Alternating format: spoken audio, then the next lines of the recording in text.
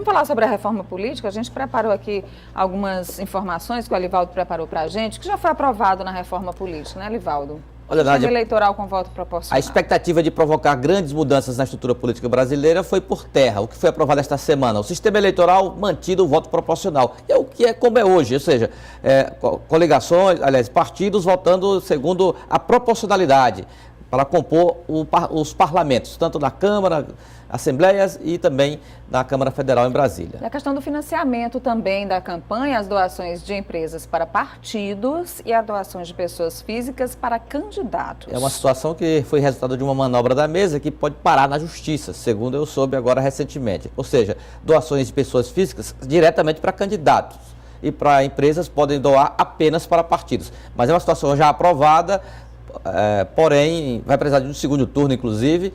Agora possivelmente vai demandar uma ação judicial. Essa questão do financiamento é super muito complexa, importante, muito complexa também, ainda mais depois de todas essas escândalos recentes da Operação Lava Jato, do financiamento de campanhas políticas. E o que já foi aprovado sobre o fim da reeleição, a gente já falou sobre isso essa semana, fim da reeleição para presidente da República, governadores e prefeitos. Mais de 400 votos na Câmara Federal. Com isso, esse foi aqui o ponto mais importante, de maior realce esta semana, que foi a aprovação, o fim da reeleição nos cargos majoritários, o governador, prefeitos e prefeitos, presidente da República. Agora, Nádia, ontem foi aprovado, foram mantidas as coligações proporcionais, que era um outro ponto também que gerava muita polêmica, ou seja, nas eleições para vereador, deputados, federais e estaduais, ficam mantidas as coligações entre partidos.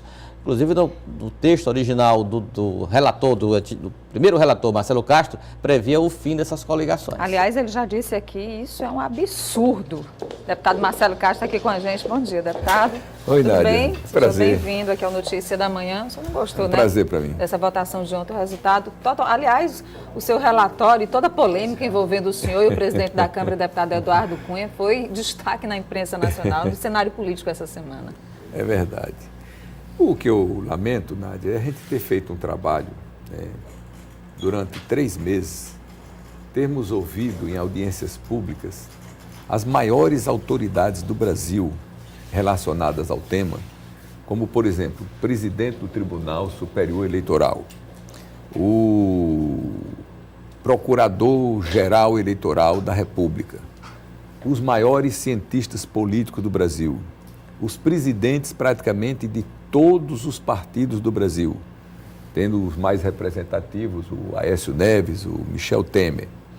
Termos feito seminários praticamente em todos os estados brasileiros, com a classe política, com a sociedade civil organizada, desde o primeiro instante que tivemos um diálogo muito próximo, muito estreito, com a CNBB, Confederação Nacional dos Bispos do Brasil, com a OAB, Ordem dos Advogados do Brasil, o MCCE, que é o Movimento de Combate à Corrupção Eleitoral, a Frente Parlamentar por Eleições Limpas, e tudo isso redundou em quê?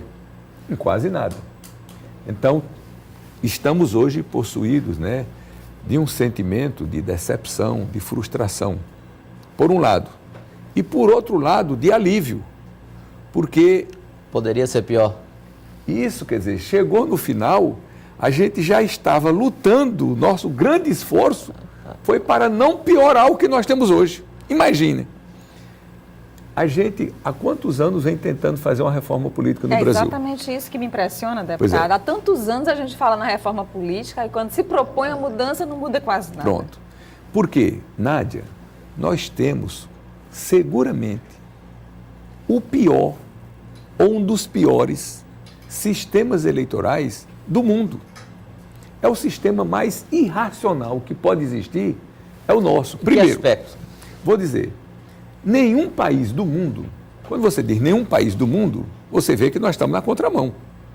Faz 21 mil campanhas para o preenchimento das vagas do parlamento. Se você chegar em Portugal, quantas campanhas Portugal fez aqui nos últimos 4, 5 anos para o preenchimento das vagas do parlamento? Eles vão dizer menos de uma dezena de campanhas. Menos de 2 dezenas de campanhas. Nós fizemos o ano passado 21 mil campanhas. Por quê? Nós tivemos 6 mil e tantos candidatos a deputado federal, 14 mil e tantos candidatos a deputado estadual. E aqui no Brasil, diferente do mundo inteiro, cada candidato faz uma campanha individual. É verdade. Não é o partido que faz a campanha, é ele. Ele tem seus próprios carros de som, ele tem seus jingles, suas músicas, seus financiamentos, suas propostas, seus financiamentos, seus cartazes, seus santinhos, seus cavaletes, suas placas, um exército de cabos eleitorais trabalhando para si, não é para o partido, não. Então isso é uma extravagância. São Paulo, na eleição passada, nós tivemos 1.400 e tantos candidatos a deputado federal, 1.800 e tantos candidatos a deputado estadual. Qual é o país do mundo que o eleitor é levado ao constrangimento de ter que escolher entre 3.000 candidatos? Isso não existe em canto nenhum do mundo. E o que poderia acabar com isso? Qual é o país do mundo que tem 28 partidos representados no parlamento? Não existe. Qual é o país do mundo que o presidente da República, o chefe de governo, o primeiro-ministro, o partido que lhe dá sustentação, só tem 13% dos votos do parlamento, como no Brasil? Deputado, nós estamos completamente na contramão. Ainda falta voltar à coincidência dos mandatos e o período de duração desses mandatos. Qual é a expectativa do senhor para isso? O único ponto positivo que nós fizemos até agora foi o fim da reeleição para os cargos executivos de prefeito, governador e presidente. Agora, Nádia, como você está perguntando muito bem, com o fim da reeleição, a gente precisa adequar o tempo de mandato.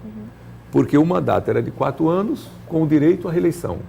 Hoje, para um governante ser eleito, tomar posse, organizar a administração, conceber um projeto, amadurecer, tirar licença ambiental, fazer licitação e executar, os 4 anos acabaram. Então, alguns queriam 6 anos, nós terminamos optando por um mandato de 5 anos. Então, a nossa luta agora é para o restante da reforma política que falta, a gente botar 5 anos de mandato para todos os cargos eletivos. Até para o Senado? Até para o Senado e lutar para a coincidência das eleições. Então, acho que seriam 2 pontos que a gente precisa lutar para melhorar ainda o que nós temos. O mandato atual dos prefeitos, já esticando esse mandato, Não. valendo para a próxima eleição, acabando no próximo O mandato atual dos prefeitos, dos governadores, serão respeitados e o direito que eles têm à reeleição. Isso aí será preservado. Então, a nossa proposta é que os prefeitos agora, e já temos emenda nesse sentido aí, eleitos em 2016, eles têm um mandato de 6 anos para as eleições coincidirem em 2022. Então, a partir de 2022, mandato de 5 anos para todo mundo. Obrigada, deputado Marcelo Castro. Bom dia. Boa sorte na próxima Eu que agradeço, semana. Nádia, sempre às ordens, é um prazer. Elivaldo, vamos à última de hoje. Nádia, o deputado Marta Menezes, o presidente da Executiva Estadual do PSDB, conseguiu uma vitória ontem judicial. Ele conseguiu anular a convenção do municipal do PSDB de Piracuruca. Que você lembra que nós falamos aqui que o prefeito Raimundo Alves, que é o presidente do partido lá, tinha conseguido na justiça a manutenção da convenção, pois ela foi anulada. Ou seja, é um casamento, Nádia, que existe entre a direção estadual do PSDB e a direção municipal de Piracuruca. É um casamento em que as duas partes querem se separar, porém, uma separação litigiosa, nada de paz.